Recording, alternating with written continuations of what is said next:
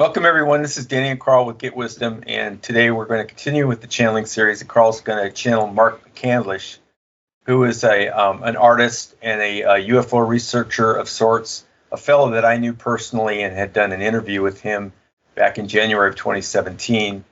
And we got news in April, I think April or May of 2021, that he had allegedly committed suicide, and he lived up in Redding, California, a few hours drive north from where I live. So I knew him, and I knew some of his friends, and so it was kind of a heartbreaker. Okay, he's a great guy, and I had lunch with him. We did the interview and whatnot. So that's who Karl and I are going to have as our channeling subject today. Karl's going to channel Mark from the light, and so Karl and I will have a little discussion. I got a couple things to read, and then we'll start. Thanks so much for joining us, and thank you, Karl, especially for doing this with us.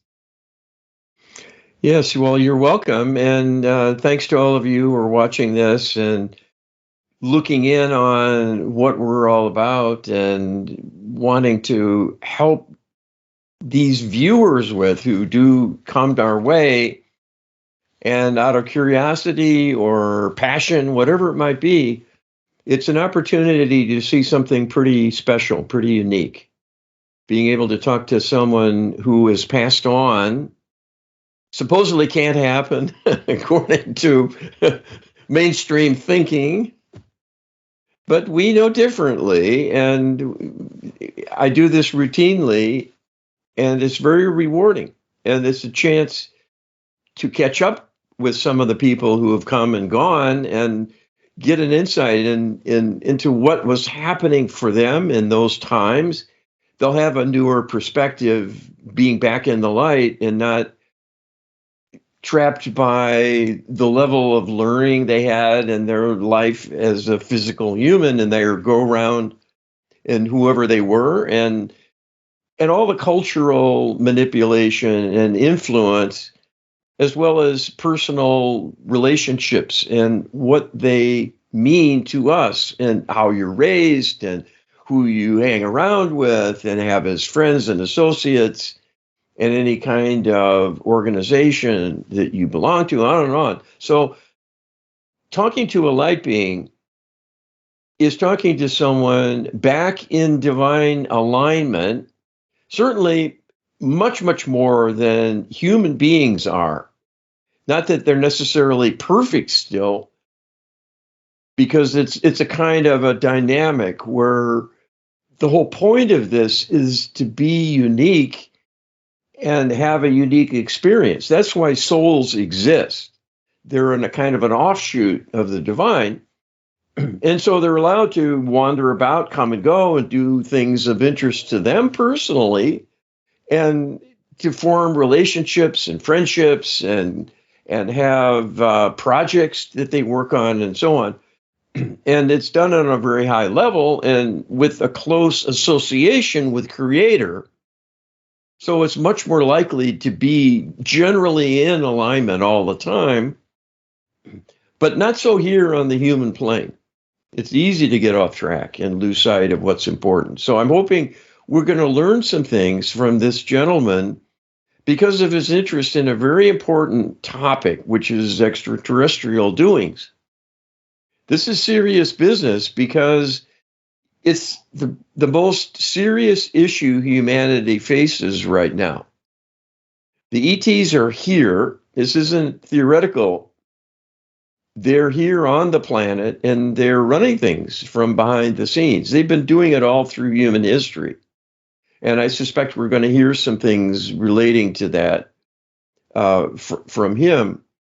So as someone who was involved in that arena, he has a personal stake in an exploration of those issues and topics. He may have died because of it, his passion and fascination. And maybe being on a divine mission as a researcher to help expose and bring forward information that could help awaken people and enlighten us. It may also be the case he got corrupted along the way and was serving the Extraterrestrial Alliance to foster their disclosure agenda. Right. Or a combination of those two. Or a things. combination of the two. And that's probably the most likely. And it's true for all of us because we're all corrupted in various ways and don't realize it because we have so much subconscious programming going on. Every time you're looking at a screen, somebody's talking to your deep subconscious mind and trying to instill false information. So none of this is rendered with judgment or as a criticism, believe me. Yeah, because it's just the way things are. It's just the way things are. It is. Yeah. Yeah. Hey, I'm going to read some things just to kind of set the stage here because I mean, there's a lot of things I could say, but I feel I was telling Karl this before we started. I feel a little bit like I've kind of lost my objectivity. Not that I ever really have total objectivity. That's impossible. But I knew him personally, and I have a like an emotional attachment to the situation. But there's some stuff here that we could read that's a little bit more sober centered, if you will. One is an article by Joseph Farrell, who's was a pretty well-known author and a writer, and he also knew Mark. And then this is just a little bio that if you go back and look at the video interview that I did with Mark on Why Is This True, the YouTube channel, this is what we said about Mark. So I'll just read these things. So indulge me here, and it just kind of sets the stage a little bit for who, what, why, what we're dealing with. So Mark is an internationally recognized artist who has specialized in aviation and conceptual art with the defense and aerospace industries for the better part of the last 30 years, serving the needs of many of the top American corporations in this regard. Mark's father was a 25-year veteran of the United States Air Force, and as a consequence, Mark has had a lifelong love of aircraft and aviation history. His first UFO sighting occurred at Westover Air Force Base in the state of Massachusetts in the winter of 1966, and he observed the craft through an 80-power telescope for about 10 minutes before it accelerated out of sight at an extremely high velocity. He later discovered that this craft had been hovering above a flight of nuclear-armed Boeing 52 sitting at the alert ramp of the first line on base. On the base. Mr. McCandlish has spent most of his life trying to discover the science that would make such incredible performance possible, and he believes there's a plausible answer to interstellar flight without violating the currently accepted laws of physics. Having had literally dozens of sightings since 1966, he feels certain that this carefully protected technology has been co-opted by an as yet unknown group, and the sequestration of this technology has provided that organization tremendous leverage in world politics, finance, and international conflicts over the past 5 decades. Okay, so then we'll just move on to this article that Joseph wrote after Mark's death. So we lead off with this. So it says the title is "The Sad and Mysterious Death of Ufologist Mark McCandlish." We lead off this week's blogs with a story I did not want to write, much less even hear about. And the story is already a few weeks old, but only now does there appear to be enough information to justify his blog about it. A few days ago, my friend and colleague Walter Bosley asked me if it was true that Mark McCandlish had died. I responded that I didn't know, but a short search revealed that he had. But the details were sketchier than they are now. This hit uncomfortably close to home because having known Mark and his UFO work, particularly in regards to the vehicle he made famous, the so-called Alien Recovery Vehicle, or sometimes Alien Reconstruction Vehicle, ARV. I first met him when he was a fellow speaker at the 2014 San Mateo Secret Space Program Conference. His presentation was on that very subject, and the details he disclosed were of great interest to me because many of them dovetailed with my own speculations about hidden physics and technology. One can imagine that when I heard of Mr. McCandlish's death a little over a month ago, I was saddened and immediately suspicious. One of the things that he talked about during his talks at the conference was how complicated and difficult his life had become since entering the UFO field with his detailed drawings. Also present at the conference was Robert Morningstar, who was also a speaker and who has now gathered and presented the following information. And you can see one of Mr. McCandlish's drawing of the RV and the high quality work of this presentation. So then the article goes on citing the interview that Robert Morningstar edited with a physicist that Mark had an interview with before, so I'm not going to go through all that. What is of interest then Joseph Farrell continues. Now, to be sure, I did not know Mr. McCandlish well. Our contact at the 2014 Secret Space Program Conference was limited, and we only had passing and occasional contact since then. But what little I do know of him persuades me that he was just not the type to commit suicide, much less by a gunshot wound to the head, or a gunshot to the head. What is of interest in Mr. Morningstar's editorial comments, however, is the statement that Mr. McCandlish was allegedly scheduled to testify to U.S. Senate meeting on the UFOs and UAPs, the new term for UFOs, unidentified aerial phenomena, next month. I'm reminded of another such convenient death, that of George de Mohrenschildt, who allegedly committed suicide by shotgun mere days before his scheduled appearance to the 1970s Committee on Assassinations to testify about what he knew about the JFK assassination, which, if one digs long enough, may also have had a UFO connection. That does not prove anything regarding McCandlish's sad demise, but Morningstar does raise the relevant question: if there's nothing suspicious about McCandlish's death, why should further investigations by multiple agencies of the U.S. government be necessary? Perhaps such investigations are routine in such cases, but when one reads the last hours of Mr. McCandlish, one thing that clearly emerges is that they do not sound like a man in suicidal frame of mind. I, too, reject the official story. And then he continues with a short closing paragraph. This article is still available online, and it's by Joseph P. Farrell. So anyway, I didn't want to read the whole thing. It was getting too long. So, Karl, you and I have encountered people like this, especially when we first started. People that we, for lack of a better description, we might say, they suffered they paid the highest price for telling the truth about what they knew about the UFO phenomena. So we have people like Dr. Karl Turner, Phil Schneider, maybe John Mack, Barbara Bertalik, and a few others that we could, maybe even what's the guy in the Bethesda, Maryland scenario where he was he was thrown out of the hospital, the 13th floor. I can't remember his name right now, but anyway, yeah. So there's been a list of these people that we've talked to. Mark, unfortunately, kind of falls into the same category. So we've had I'm not keeping a body count.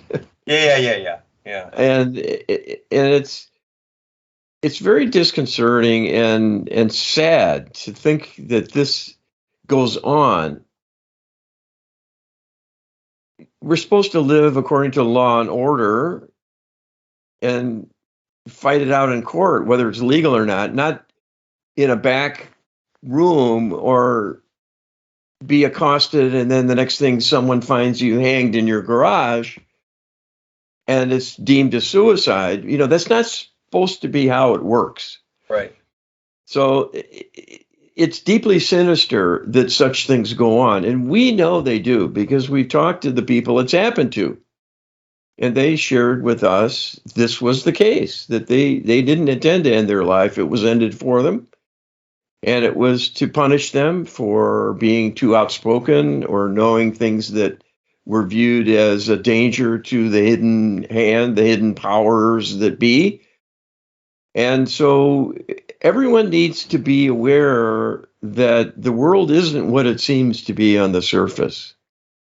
And the reason some things are secret is that the secrets are kept and it's enforced with the ultimate sanction. Your life is on the line. If you overstep the boundaries and you want to be a prominent whistleblower of things that the powers that be don't want shared publicly, you'll get in big trouble in a hurry. And the media is under the control of the extraterrestrial alliance, so they can't be counted on. Right.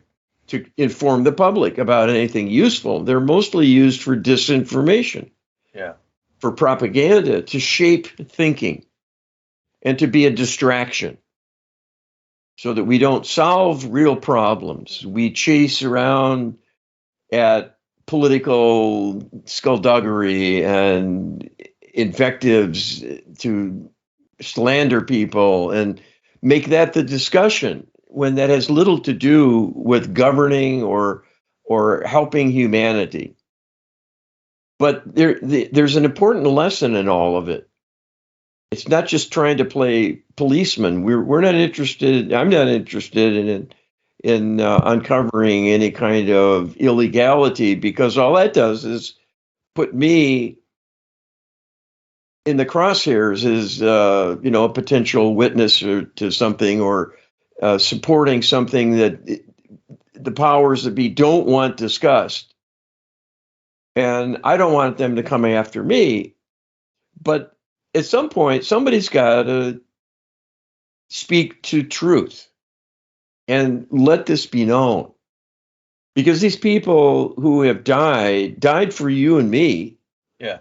Not for their own personal gain and glory. They did it because they knew there was something important to help the world. Right. And we need to respect that at a minimum. And it would behoove us to look into why it happened, if it did, and certainly the topic that could create that level of personal risk. Yeah. Is the whole point. Right. Not so much what happens to the individuals. I mean, they're obviously important, but the big story is what is truly going on in the world.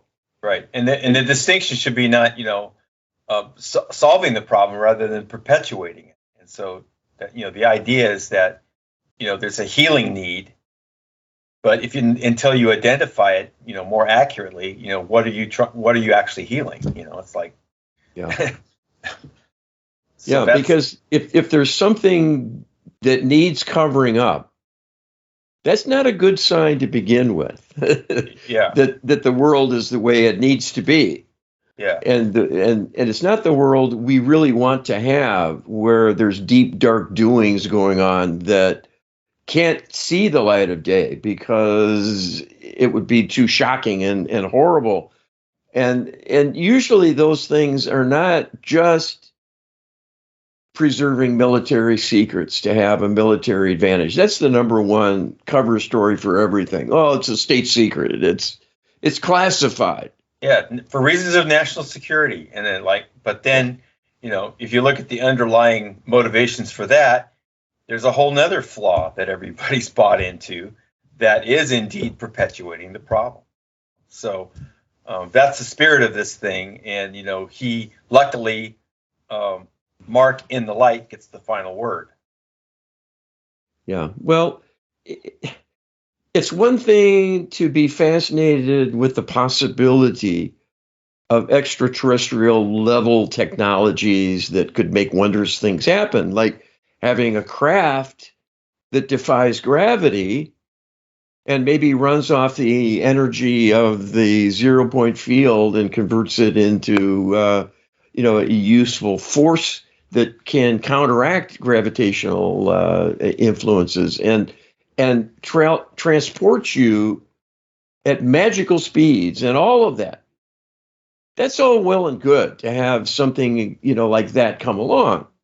It's like the yearning in the 1950s of one day having a flying car, and everyone will have one in their garage and they can just fly around and not be confined to being on the roads and competing for a narrow lane of passage. You can fly and all freedom and power, but there's a whole level beyond that. Why do those craft exist? Why are the people who created it here? What are they doing in our world other than flying around in our skies? And so you have almost as kind of a separate discussion all of these mentions of alien abductions. Yeah, and I love this thing. Do you believe in UFOs or you believe in ETs? And everybody thinks the big it's an important question. Say yes or no. Okay, well then what? Because that does not even begin to discuss anything meaningful. Do you believe in ETs? Yes. Have a nice day. What the hell? I mean, to me, it's a testament of how narrow our thinking has become around something that could be potentially so important for everyone. And so anyway, I get a yuck out of that whenever I say, Well, I believe in ETs. Wear your T-shirt. I believe in ETs, and the almond shape. It's like a cult. It's very sad. Well, the evidence is pretty strong. They've been here all through human history. Right. So to my way of thinking, they have a lot to answer for. Yep. Why have they done nothing to help us? Because that's the evidence. They've done nothing to help us. And in fact, what they've done is all hurt us. Right. And that's what we're learning from the divine. They're predators. Right. And almost no one else wants to learn that. They will go out of their way not to learn that. Yeah. We're essentially in a prison colony. Yeah. And it's run very cleverly, where we have the illusion of freedom. Yeah. So we get to run around in the prison yard, and we get to move from cell to cell, and maybe have to fight one another for that privilege or whatever. Blue sky, a little bit of sunshine. Yeah. Yeah. But beyond that, the details are heavily managed through mind control manipulation and this relentless drumbeat of propaganda that colors everything and makes the world a worse place and darkens it. Yeah. And it makes it worse and worse. And it's getting worse right now, if you hadn't noticed. Yeah. So I'm sure we'll get an earful about all of this. So I don't want to be rambling along. 5 questions for him. The last one's kind of a long one because I'm setting the stage for something that he had heard from a friend of his that talked about, the end of the world, which I thought was kind of interesting. That would be nice to know about. Yeah. Well, yeah, he had wide interests. That was the other thing, is that, for his area of expertise, he was a very credible individual, but he wasn't limited to that in terms of what he was willing to talk about. And I think that might have been, the part that tickled the tiger, if you will. He didn't really stick to what he drew about. He paid attention when people had a story that would be considered anecdotal, but maybe perhaps credible on its own merits. And he would register that. He would acknowledge that. He would give it some credence. Whereas a lot of people, from a purely materialistic perspective, may just discount that and stay away from it. But my perception of him was very balanced about those kinds of things. Which kind of added to his credibility. So he was the kind of guy that they would invite back because he had some interesting things to say, and interesting things to share. So with that, we probably should go ahead and get started. All right. I will do my thing to reach out to connect to his consciousness in the light. And I do it through the creator of all that is. That's how I do my channeling, because I want it to be accurate and reach the intended target and not some other consciousness. And I want it to be safe and protected from outside interference. And the sad reality is most other channelers don't think about the need for safety, and they get corrupted very, very quickly. And it's happened to almost all of them. And this is what we've been told, that they just assume if they're reaching for something lofty, it will answer. And when they get the answer and it says, this is Archangel Michael or, Mother Mary or whomever they were wanting to talk with, they're thrilled. And it's very seductive. And they form a friendship and a tie, and they don't look back. And what they're doing is they're having a relationship with an imposter, and it's usually an extraterrestrial psychic, because they're scanning the ether all the time for anyone doing an intuitive outreach, because we're not supposed to be doing that. Right. That's one of the things that's forbidden, where there's a lot of discussion right now about government mandates and prohibitions and this sort of thing. Well, we get a lot of those we don't even know exist, but they are enforced in their own way. Right. And this is one of them. Right. So they don't want us too curious and looking into dark corners and things. So they get all those channelers in a cul-de-sac and give them happy talk. to think about, and promises of ascension and talk of love and so on. And we're suckers for love. Everyone wants to hear that, that, but mostly to make them complacent, thinking everything's going to work out. It's all coming. It's coming. It'll be here soon. And there's nothing much for us to do. It'll be taken care of, and the planet will ascend and take us with it, and all of these grand views of the future. And it's a deception. Not that that can't happen. It is the plan, but not unless we heal the problem of evil. That's the problem, and they're not looking at it. So that's just my caution about channelers and channeled information, and why our message might be strikingly different from theirs, but nonetheless authentic. Just think about this carefully. How would you want to do people? Scare the bejesus out of them, or reassure them? We're the lofty ones. We have this galactic federation, and we're going to help protect you from anything that comes along. You'd want a good, comfort blanket like that, rather than someone warning you. Yeah. Yeah. So I will go ahead and get in the state of consciousness I need and reach out to Mr. McCandlish, and he will announce when he's on board, and then we'll see what he has to say about all this. So, okay. All right. Thank you.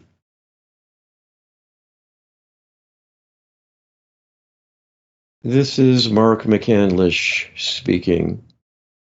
Thank you for joining us. Can you share with us the circumstances of your death? Can you tell us what precipitated this event and what were the actual causes? And if you were able to transition successfully?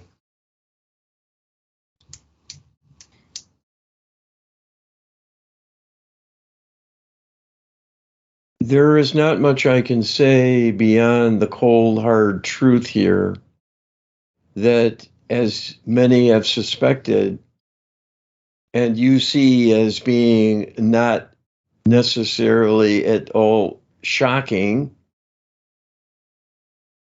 my death was not an act of self-destruction through suicide, but was a homicide, orchestrated and done to me by others. There are clever forces at work to engineer such things. There are many ways they can control a human being to make them passive, at least in the moment, and fully controllable. This makes it easy to stage a scene of apparent suicide without other oddities in the way of forensic evidence, sign of a struggle, for example, extraneous defensive wounds on the body when there may have been a gunshot to the head. So why would there be bruises, cuts, abrasions, bruised knuckles, and so on? That would be highly suspicious that there might have been an altercation that was made to look like suicide. And as you have seen recently, this can be done within a jail cell, inside a prison, arguably the safest place on earth, because one is surrounded by bars of steel and concrete, locked in through multiple layers of locks. In fact, for anyone to have access who is not a recognized employee or authority,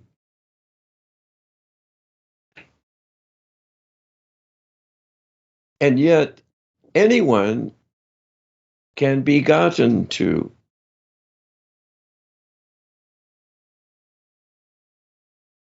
My transition was a rocky one for a short time, but I was reached out to and then was able to transition effectively. I was one of the lucky ones. Many people who go through an untimely death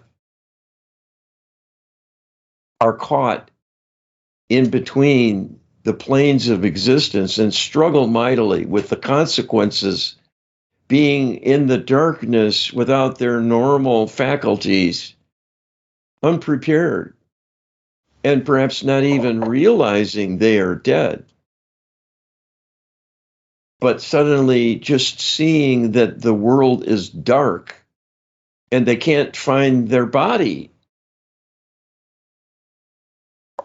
Nothing prepares a person for such an experience unless they truly ponder the realities of death in some detail and think through the various possibilities that could happen.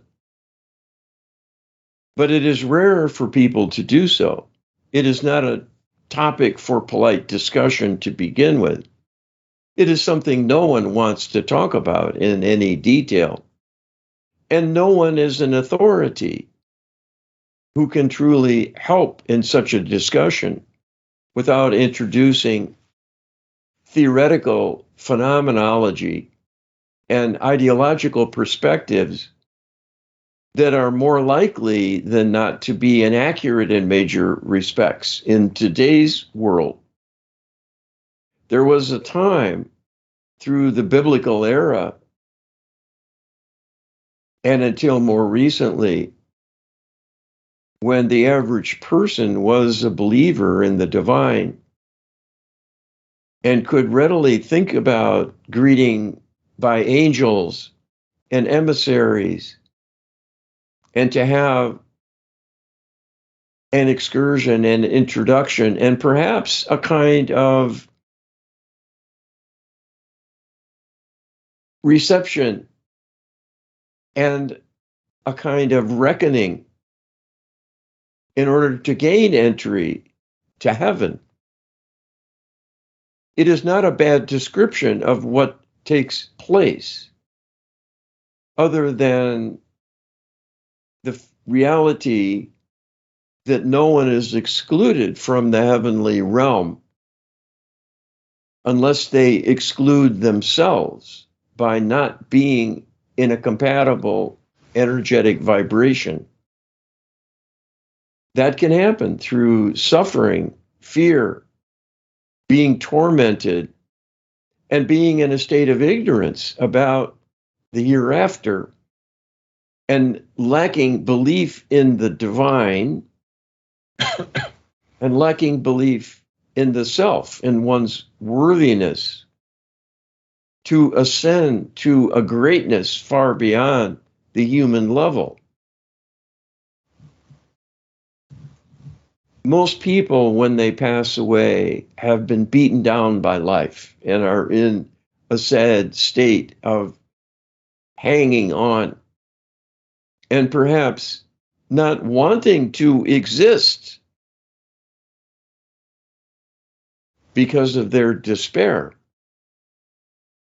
That is the wrong preparation to make a smooth transition to heaven,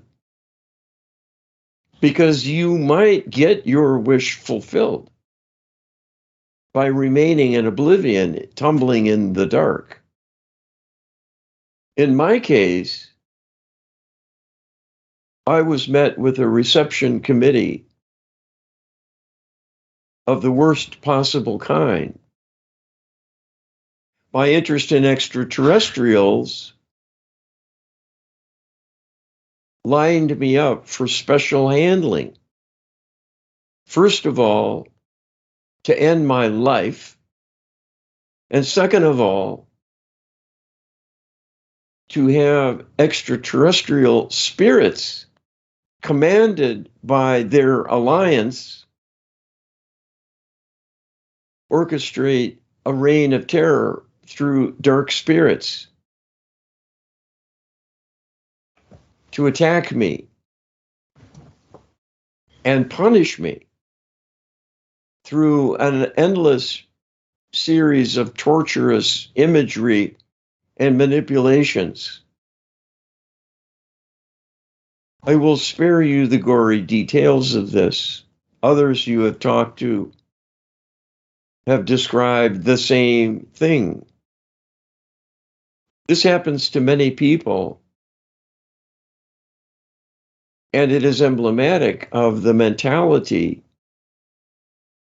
of evil that is abroad in the land and throughout your galaxy, corrupting almost everyone in existence to some degree.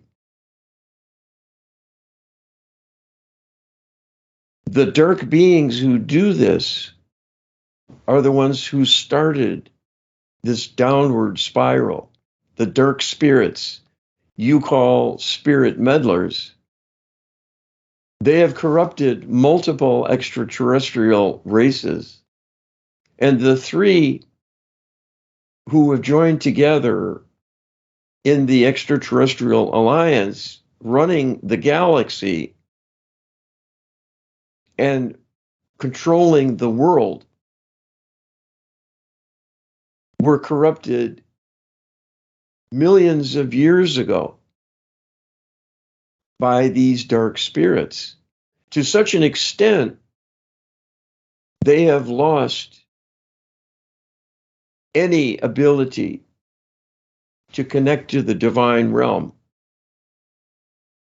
Most do not return to heaven when they die for the same reason. They are non-believers. And worse than that, they are functional psychopaths.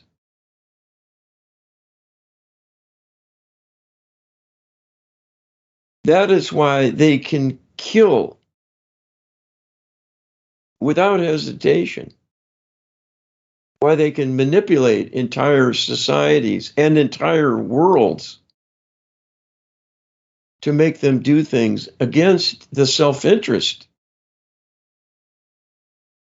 of those whose world belongs to them and not to the interlopers coming on the scene and wanting to enslave them.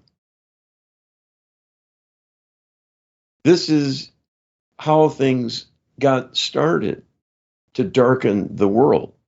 And that darkening has continued and is still ongoing. People need to be awakened. If we can help with that, we will do our best to add our voice to those you have heard from and represent a chorus of truth coming forth. It would pay for all to listen to this message. Okay, thank you. You seem to have a high level of credibility among your associates and those who sought you out, even in the face of some rather unbelievable claims. Did this contribute to your demise?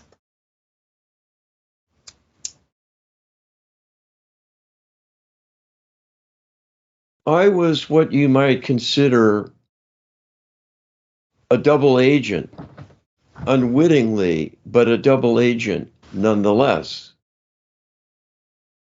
My fascination with all things extraterrestrial and aviation related was part of my family history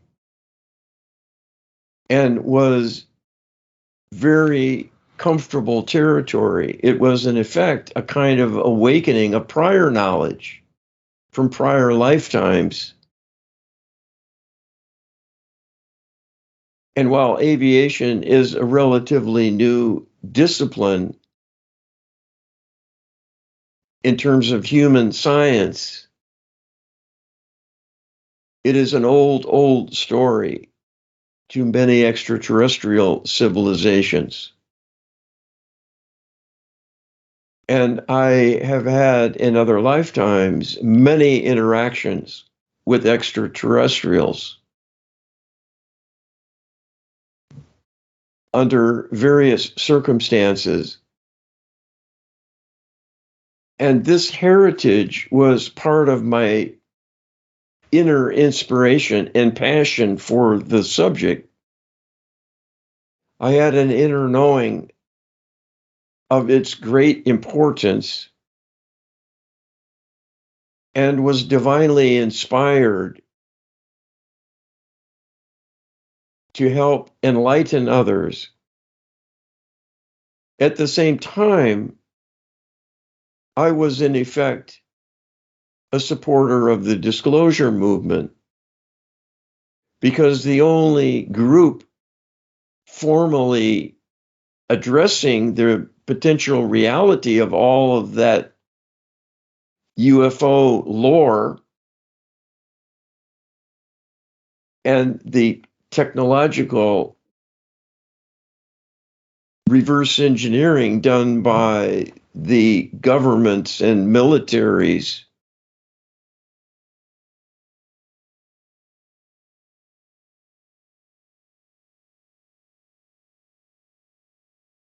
are serving a darker cause. And this is what happened to me. Because of my past history, I was deemed suitable for co-opting because it served a dual purpose for the extraterrestrial alliance. They had seen me in action before as a seeker of truth. And as they wanted to bring forward a narrative to prepare society to accept the reality of the existence of an extraterrestrial presence,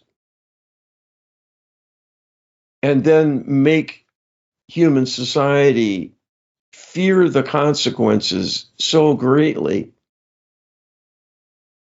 people will do anything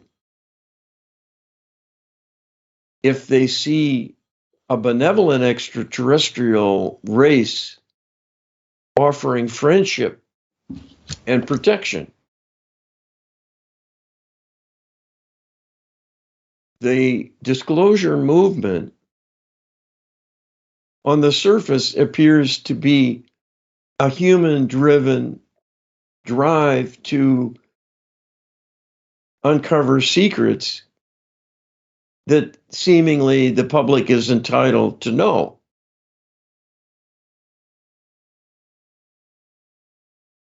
And the secrets are being kept by the government in a kind of selfish personal reward agenda that might give some strategic advantage to the US military, for example, to avoid embarrassing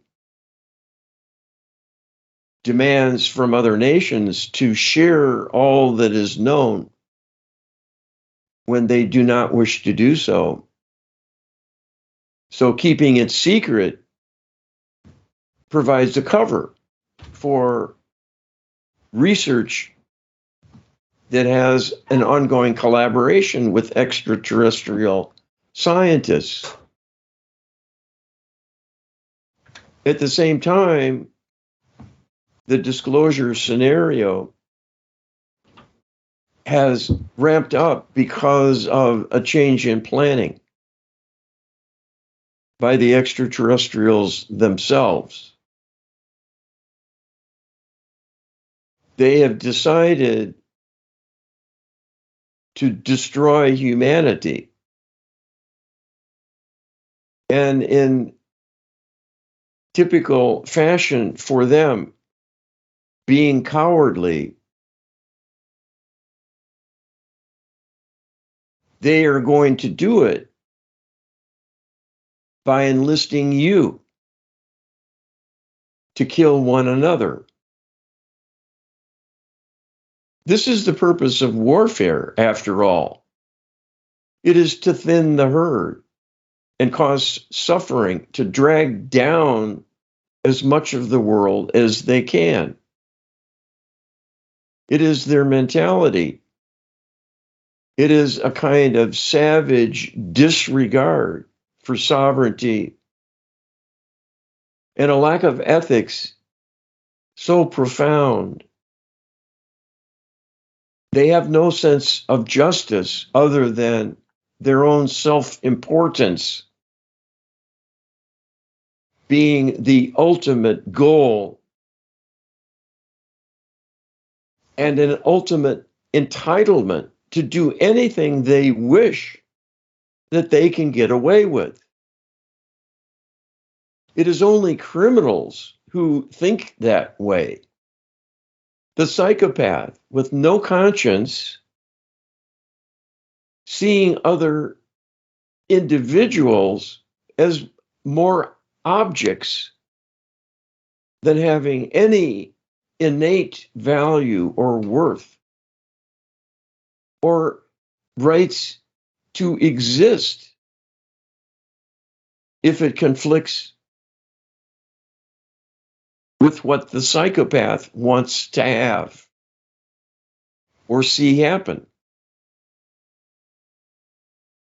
Such warped individuals are always highly dangerous because when they gain control, for example, as a government leader,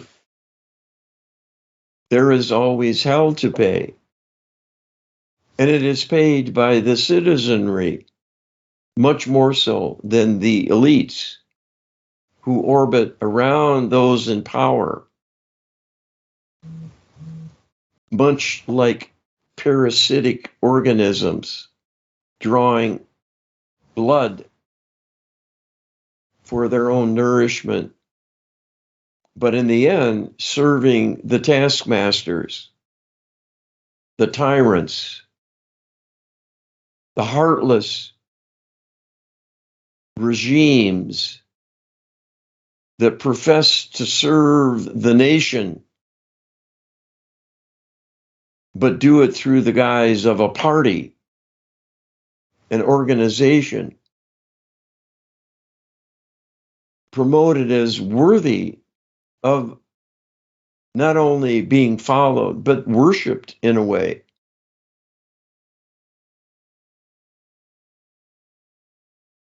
And this is falsely represented as the People's Party.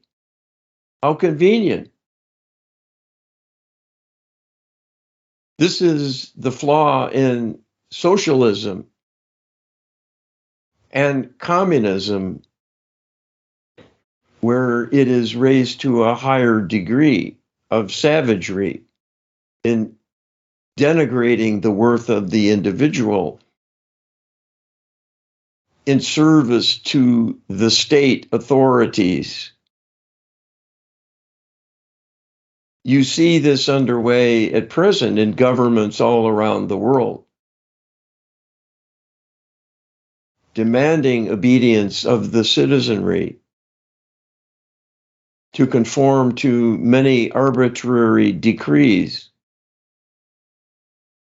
that are illogical and counterproductive, but nonetheless enforced.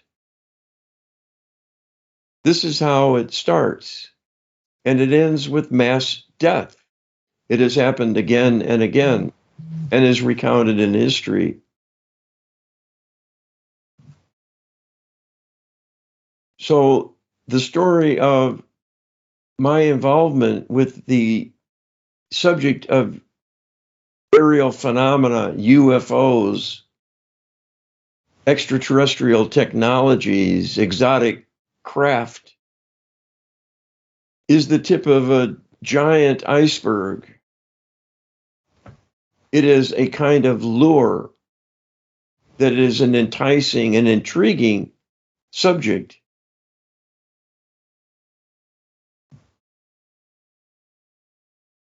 But it has come about through the workings of the extraterrestrial alliance itself and how they comport themselves. They hide in secret, and they are all around you. They have infiltrated your world. They have outposts here, and they have many who they are controlling to carry out their designs.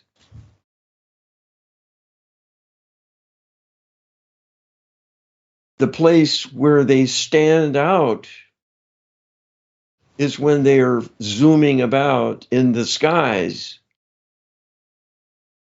in ways quite different from conventional human aircraft, exhibiting high performance, speed, maneuvering, and the ability to cloak their presence so they can appear visually but not on radar, or on radar but not visually. They can come and go in the blink of an eye, seeming to disappear or appear suddenly out of nowhere.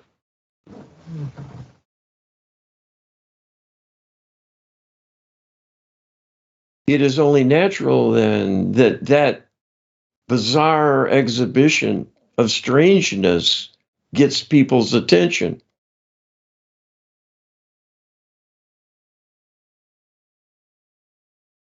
It is deliberate that they show up and appear.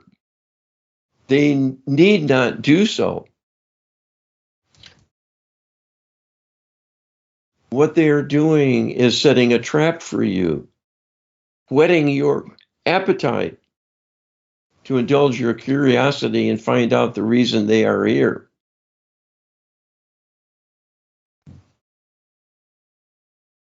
And when you do, it may well be the last act of your life.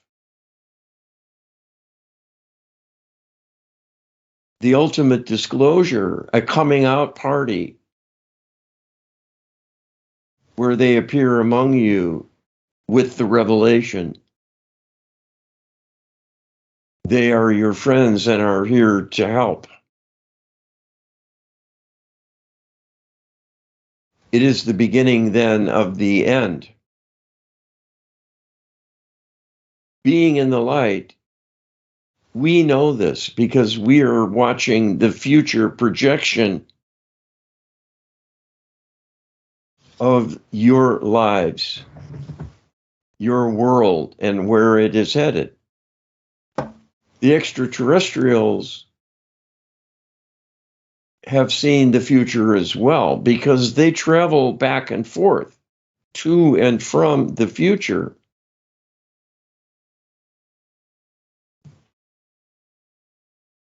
And they are adjusting the present to make the future come out the way they want to see it happen.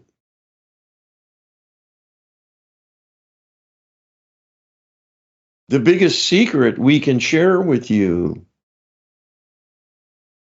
is not the intricacy of microgravitic technology or even time travel, but the reality of how it is being used.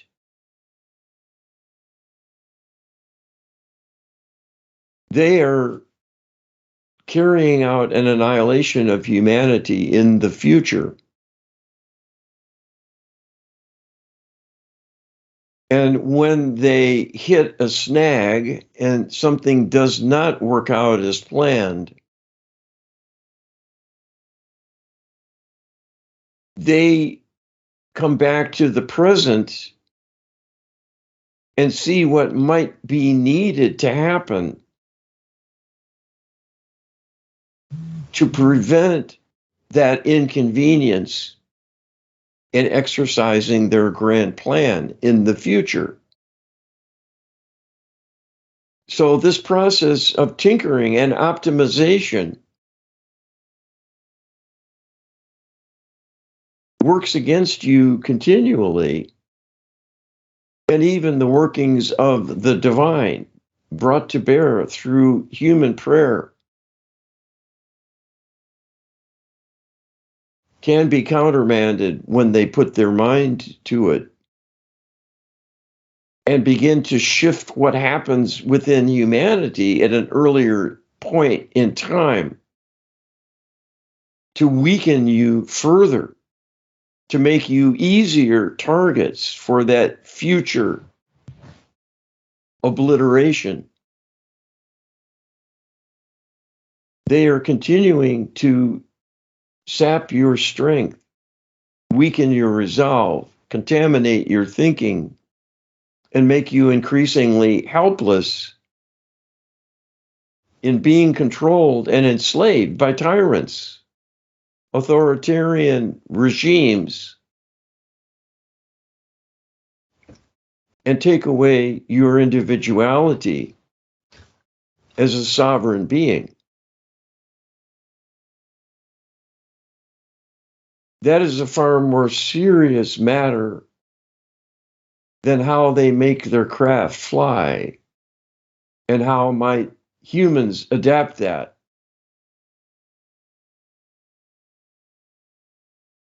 You are being robbed of your future, literally now, in service to the dark aims and whims of civilizations working in concert, 3 of them as the prominent members who are corrupted by evil and serving evil.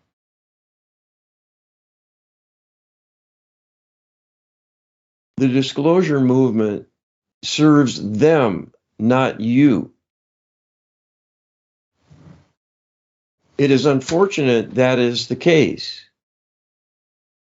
but very little happens in the world that is not orchestrated to take place by the extraterrestrial alliance.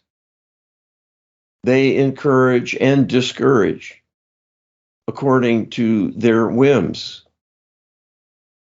And as they always want humans to be limited, to suffer, and now to be dragged down and weakened in as severe and rapid a fashion as can be engineered,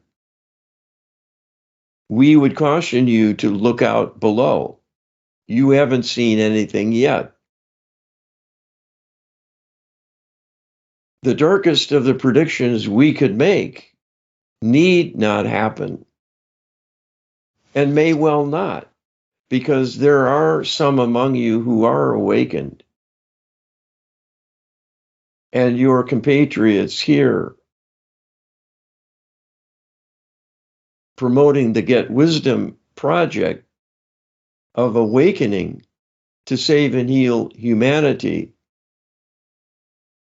has the tools and the wherewithal to stop this madness if enough people follow their example and do the healing needed. We would rather see people focus on that level than spend all their time in fascination agonizing over radar tracings, strange debris recovered following a UFO sighting, and so on. While they are a fascination, to be sure, because of what they represent,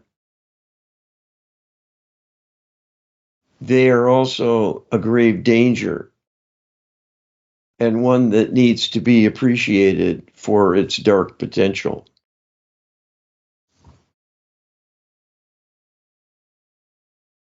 Okay, thank you. You are very interested in time travel and its military applications. What can you tell us about that, and if and how it's being used in human and military applications currently?